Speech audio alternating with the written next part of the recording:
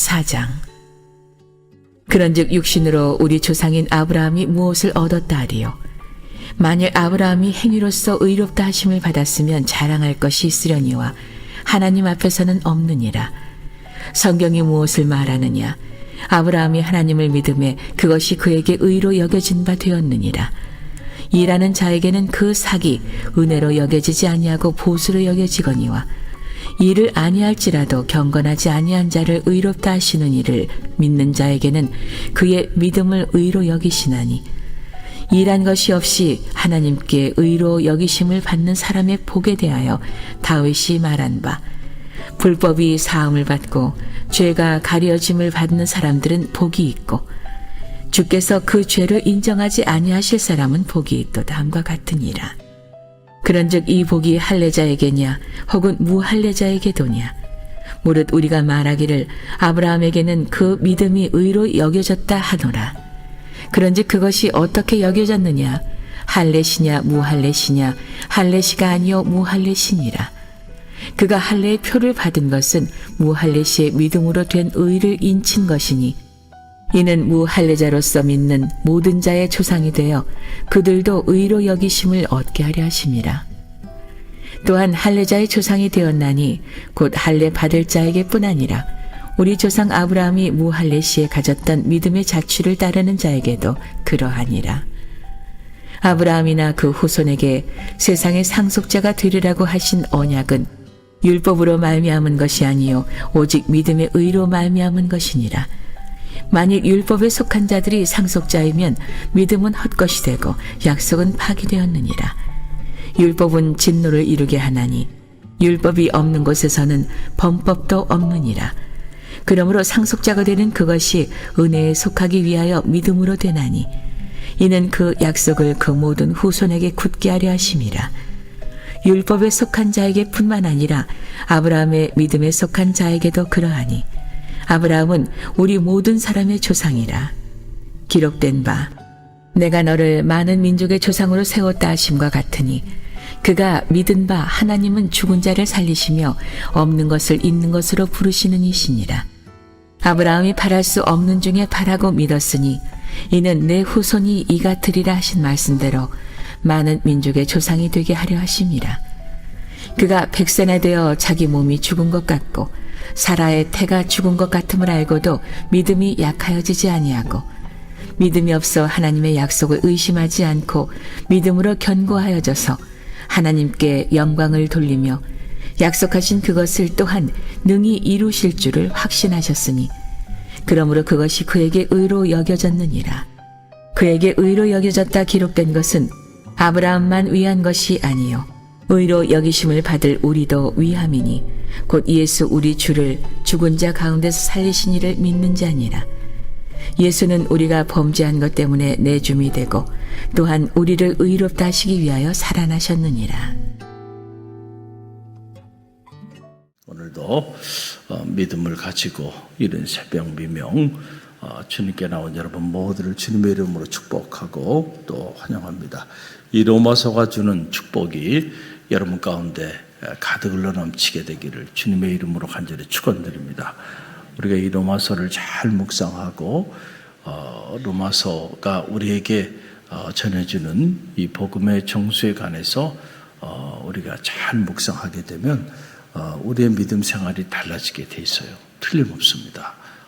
오늘도 이 로마서 4장 말씀, 놀라운 말씀이 이곳에 기록되어 있는 거죠. 말씀드렸듯이 로마서는 믿지 않는 사람들에게 선포되었던 메시지가 아니고 이미 신앙생활을 하고 있는 로마 교우들을 향한 그런 생명의 메시지입니다. 그들이 어떻게 구원을 받았고 또 구원받은 성도로서 마땅히 어떤 삶을 살아야 할지 거기에 관한 놀라운 메시지를 담고 있는 그런 말씀인데, 오늘 계속 이어지는 키팀은 다른 것이 아니죠. 바로 믿음으로 구원받았다라고 하는 이 칭의 justification에 관한 말씀을 사도 바울이 계속해서 이어서 설명하고 있는 그런 내용이에요. 그러면서 한 예를 들죠. 아브라함의 예를 듭니다. 아브라함이 행위로 구원을 받았겠느냐? 아니다. 믿음으로 구원을 받았다라고 하는 이야기를 하고 있는데 1절로 그 3절 말씀이 바로 거기에 관련된 말씀이죠. 먼저 1절로 3절 함께 읽어봅니다. 그런즉 육신으로 우리 조상인 아브라함이 무엇을 얻었다 하리요? 만일 아브라함이 행위로서 의롭다 하심을 받았으면 자랑할 것이 있거니와 하나님 앞에서는 없느니라. 성경이 무엇을 말하느냐? 아브라함이 하나님을 믿음에 그것이 그에게 의로 여겨진 바 되었느니라. 아멘. 자, 아브라함이 믿음으로 의로워졌겠느냐? 아니다는 거죠. 그의 행함으로 의로워진 것이 아니고 믿음으로 의로워진 것이다. 그래서 그가 하나님 앞에 자랑할 것이 하나도 없다. 자, 이런 얘기예요. 자, 그러면서 창세기 15장 4절로 6절 말씀을 인용하고 있는 것이죠. 바로 그 내용을 들여다보면, 자, 우리 한번 읽어봅니다.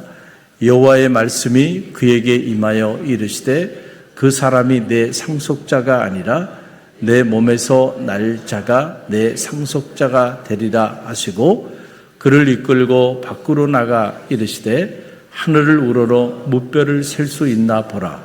또 그에게 이르시되 내 자손이 이와 같으리라.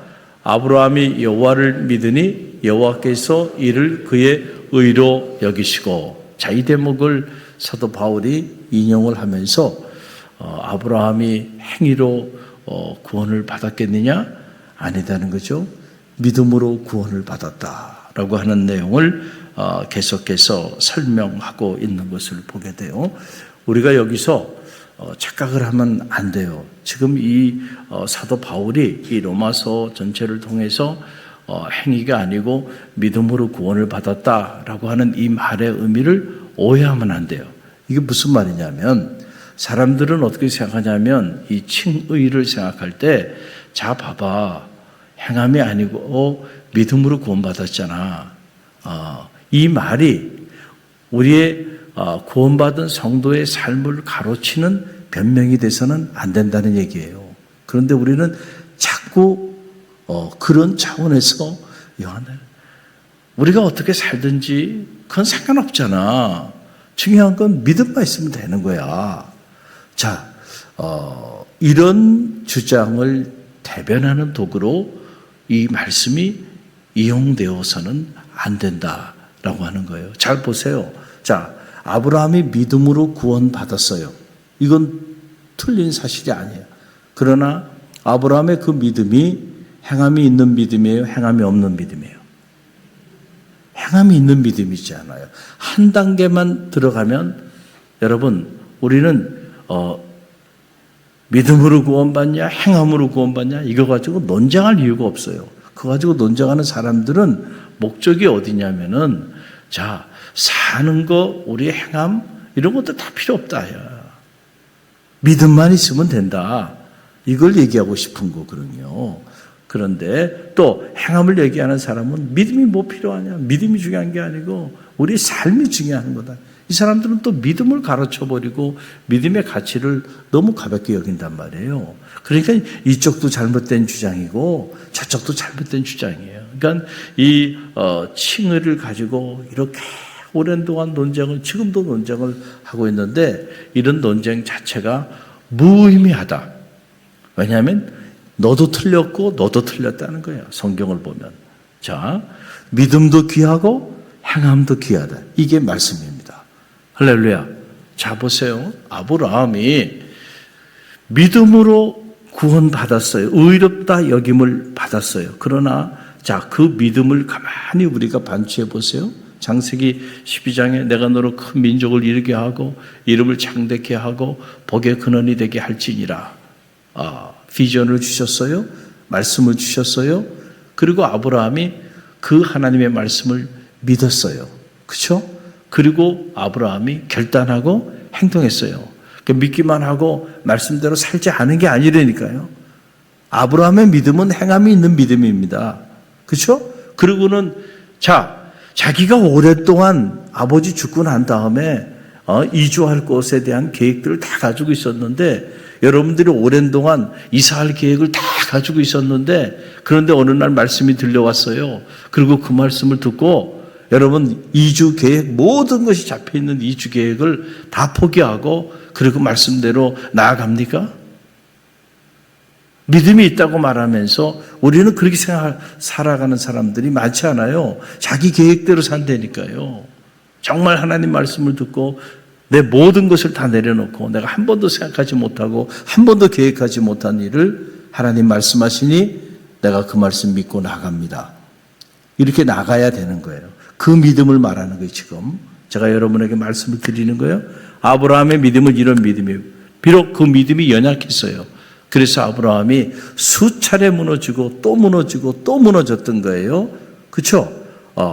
자, 오늘 이 창세기 15장 말씀도 아브라함이 나이가 이제 100세가 돼서 아내는 경수가 끊겼고 자기는 100세가 돼서 노인이 됐는데, 그런데도 무슨 큰 민족을 이루고 이름이 창대케 되고 복의 근원이 되나. 하나님이 내게 25년 전에 주신 그 말씀, 그 비전은 허황된 것이라는 거죠. 자, 믿음이 흔들렸단 말이에요. 그때에 하나님이 나타나셔가지고 아브라함에게 하는 말이에요. 아브라함이 나는 아니고 차라리 다른 일을 통해서 글쎄 큰 민족을 이루든지 무슨 가문의 자손이 이어져 나가든지 그렇게 하겠죠. 무슨 저를 통해서 큰 민족을 이룹니까? 이런 이야기를 지금 아브라함이, 그의 믿음이 연약해져서 그렇게 얘기를 하고 있는 거예요. 그럴 때 하나님께서 아브라함에게 아니야 그러면서 저 하늘의 별을 봐, 바다의 모래들을 봐봐. 내가 다른 사람이 아니고 너를 통하여 내 상속자를 허락하여 줄 거야. 그러면서 무너진 아브라함의 믿음을 다시 세워주잖아요. 할렐루야. 그 장면이 바로 창세기 15장 4절로 6절에 나오는 거예요. 그때 그 하나님의 음성을 듣고 다시 아브라함의 믿음이, 무너졌던 믿음이 다시 살아났어요. 그래서 다시 하나님 말씀에 순종하면서 기대하는 마음으로 나아가게 됐어요. 자, 그때 그 아브라함의 믿음, 그 믿음을 보고 하나님께서 그를 의로 여기셨다. 할렐루야. 여러분 25년간 기도한 겁니다. 25년간 응답되지 않은 거예요. 그런데도 끝까지 아브라함이 믿었습니다. 수차례 무너졌지만은, 그리고 난 다음에 하나님께서 그렇게 귀한 아들 그렇게 주셨는데 그 아들을 100세에 모리아산에 이제는 산채물로 바치래요. 이야, 여러분 같으면 하겠습니까? 내가 하나님 죽으면 죽었지 내 자식 안 됩니다. 내 손주 절대 안 됩니다. 여러분 그렇지 않겠어요?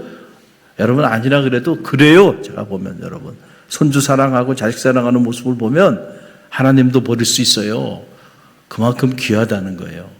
자, 그럼 하나님이 자식 버려라, 손주 버려라, 그리고 나만 믿어라. 하나님이 그런 분이 아니에요.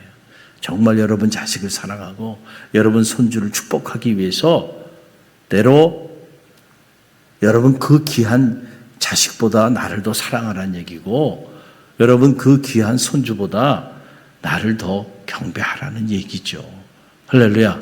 지금 100세에 아들 이삭을 줘놓고 그 이삭을 빼앗으려고 지금 하나님이 이삭을 모리아산에 산채물로 바치라고 하는 게 아니잖아요.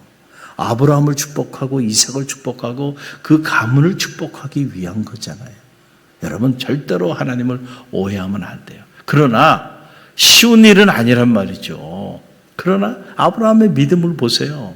아브라함이 100세에 얻은 아들입니다. 어떻게 얻은 아들입니까? 이 아들이. 그런데 그 아들을 바치라고 하니까 그 아들을 바치기 위하여 모리아 산으로 이른 새벽 미명에 일어나서 이삭을 데리고 가요, 안 가요? 가죠. 자, 이 믿음이 행함이 없는 믿음입니까? 이 믿음이 행함이 없는 믿음이에요? 아니죠. 행함이 있는 믿음이죠. 이런 믿음이 여호와 이레의 축복을 경험하게 되고 이 믿음이 아브라함으로 그의 이름이 바뀌면서 열국의 아비가 되고 그의 아내는 열국의 어미가 되잖아요. 여러분 잘 보세요. 여러분들이 오해하면 안 되는 게, 자, 믿음으로 우리가 하나님 앞에 의롭다 여김을 받아요. 자, 그래서 믿음으로 의롭다 여김을 받는 것 자체를 우리는 신학적으로 말해서 은혜라고 말하는 거예요. 은혜.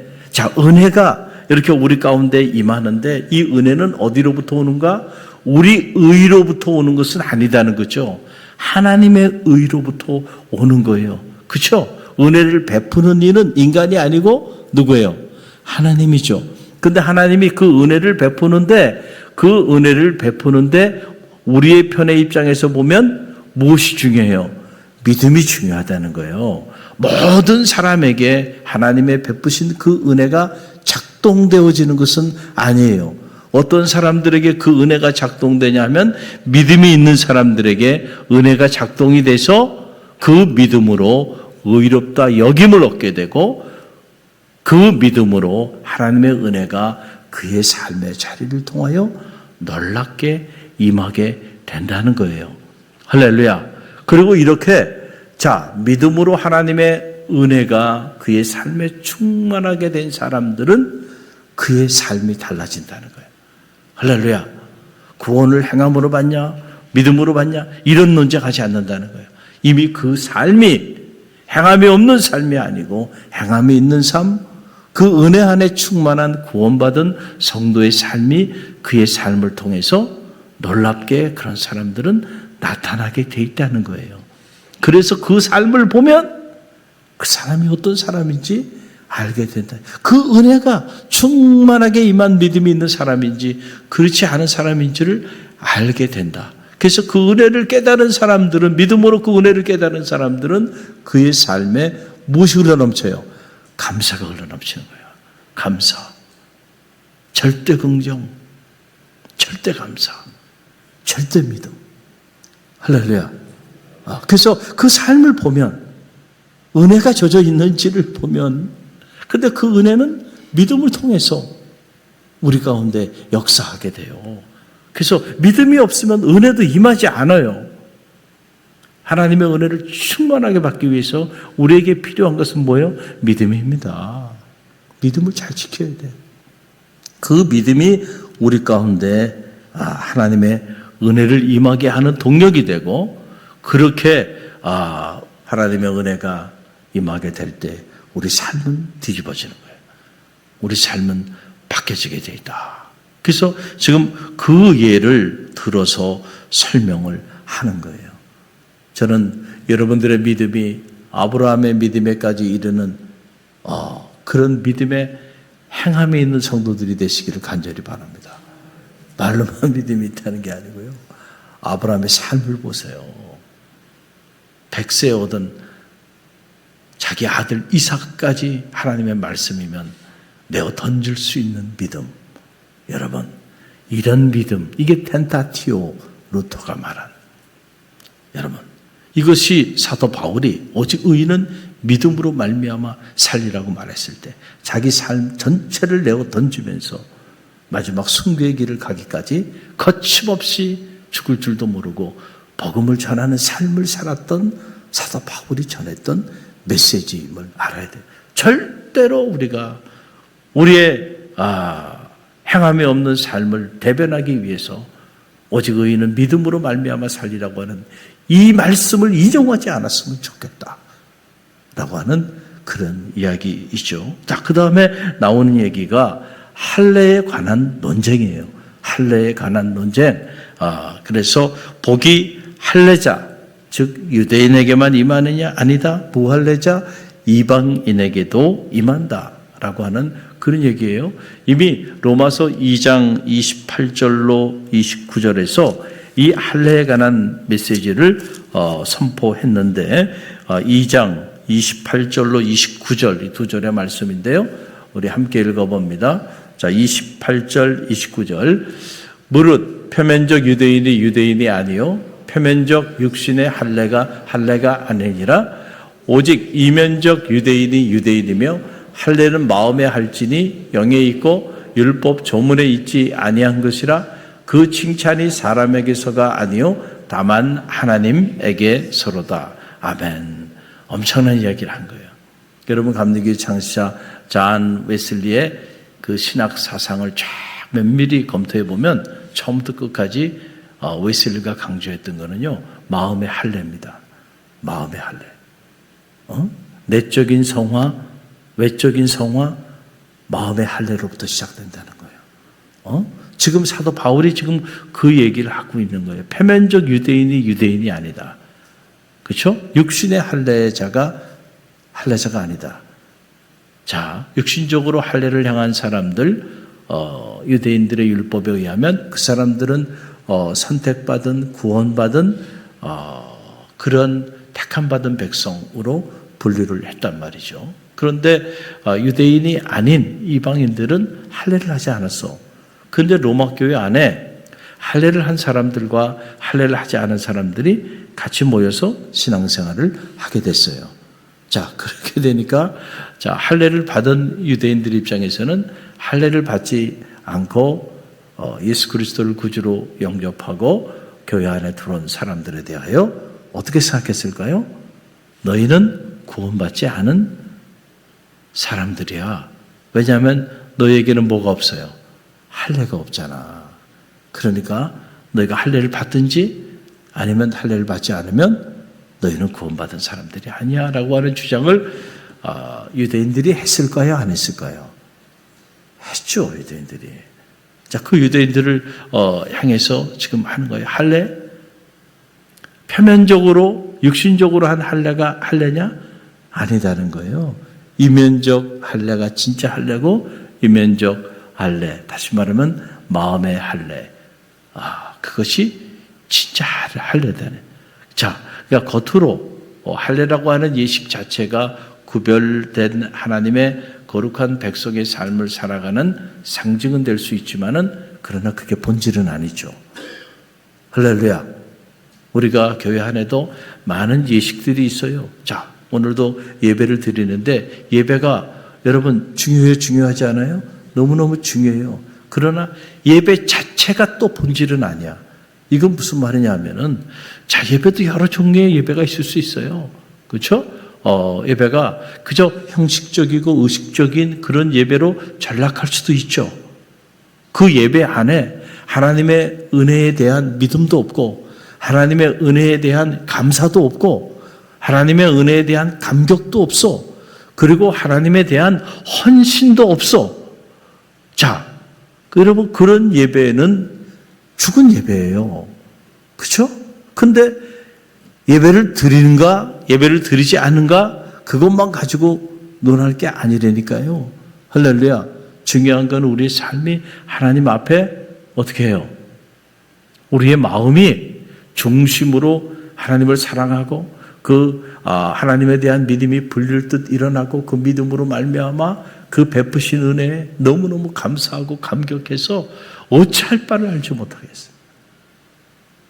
여러분들 그런 삶을 사는 게 중요하다는 거예요. 할렐루야.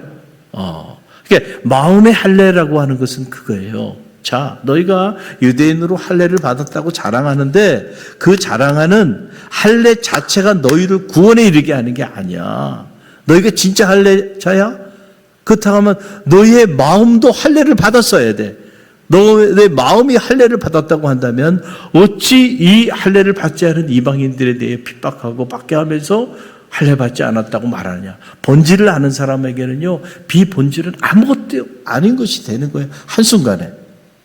그런데 본질을 모르는 사람에게는 비본질적인 것이 목숨처럼 중요한 게 되는 거예요. 그래서 여러분 이런 얘기가 있잖아요. 어느 교회가 엄청난 예산을 들여가지고 오랜 동안 교회 성전을 건축했는데 여기 지금 이 카펫이 이렇게 예쁘게 깔려 있잖아요.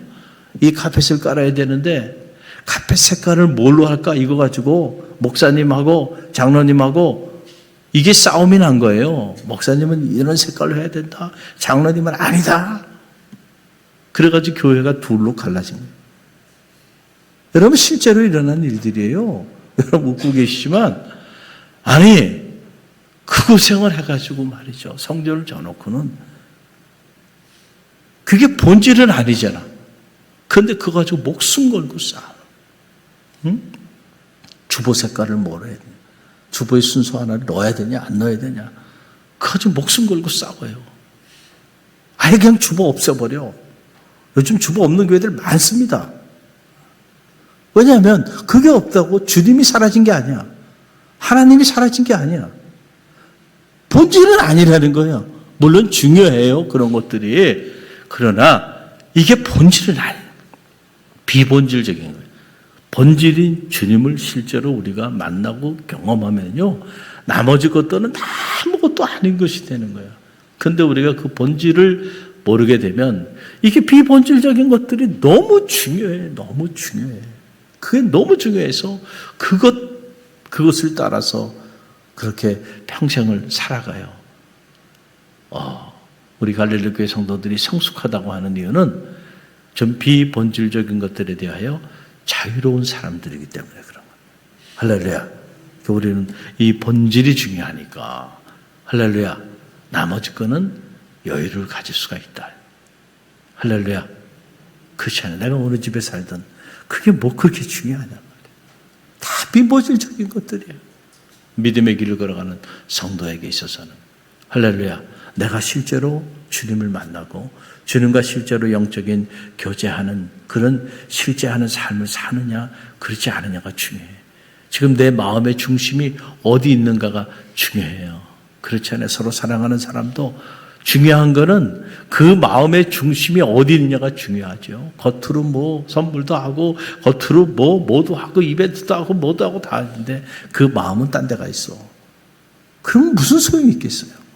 본질이 어디 있냐는 거죠. 지금 사도 바울은 그걸 얘기하는 거예요. 할례를 받은 사람과 할례를 받지 않은 사람 이거 가지고 목숨 걸고 싸우느냐? 아니야. 진짜 할례는 마음에 하는 거야. 마음의 할례자가 할례자라는 거예요. 그래서 유대인들과 이방인들을 하나로 복음의 이 본질 앞에서 그들을 하나로 모으고 있는 그런 놀라운 메시지가 이 로마서 4장 안에 기록되어 있어요. 복음의 진수죠. 할렐루야. 오늘도 이 말씀 붙잡고 우리가 비본질적인 것 때문에 너무 신경 쓰고 그것 때문에 힘들어하며 살지 말고요. 여러분 본질이 된 주님을 만나는 성도들이 되시길 바랍니다. 그래서 주님 한 분이면 충분하잖아요. 주님이 어느 날 야 나면 충분하지 않겠어? 아니에요. 저는 주님 가지고 만족할 수가 없어요. 그분은 진짜 주님을 만나지 않았기 때문에 그래요. 진짜 주님을 만난 사람은 그분 한 분이면 충분합니다. 할렐루야. 아멘이 안 나오는 이유는 여러분이 충분하지 않다는 얘기거든요. 나는 지금 주님이 중요한 게 아니야. 그 뭐예요? 주님 가지고 만족할 수가 없어. 이것도 있어야 되고 저것도 있어야 되고 이것도 해줘야 되고 저것도 해줘야 되고 그냥 그냥 욕구 불만이 가득 차가지고 언제까지 주님 부르시는 날까지 그냥 여러분 불쌍한 거예요. 본질이 된 주님을 만나보지 못한 거예요. 진리를 알지니 진리가 너희를 자유케 하리라. 진리 대신 주님 안에 거하게 되면 참 자유함이 주어지는 거예요. 할렐루야. 그리고 부족함이 없는 삶이 그때부터 그의 삶을 통하여 시작되는 거예요. 사도 바울이 그 세계의 비밀을 아는 거예요. 가난한 자들에겐 가난하게, 부한 자들에겐 부하게, 유대인에겐 유대인대로, 헬라인에게는 헬라인대로, 주인에게는 주인의 모습으로, 종에게는 종의 모습으로. 이 얼마나 자유로운 자가 됐어요. 할렐루야. 주님을 만났기 때문에, 본질이 되신 주님을 만났기 때문에 그의 삶의 자유로움이 채워지게 됐다. 오늘 이 새벽에 여러분 잘 나오셨고요. 저는 여러분이 이게 새벽을 깨우며 기도하는 일이 너무너무 귀해요. 이 기도를 통하여 본질이 되신 주님과 실제하는 교제와 사귐이 있게 되기를 주님의 이름으로 간절히 축원드립니다.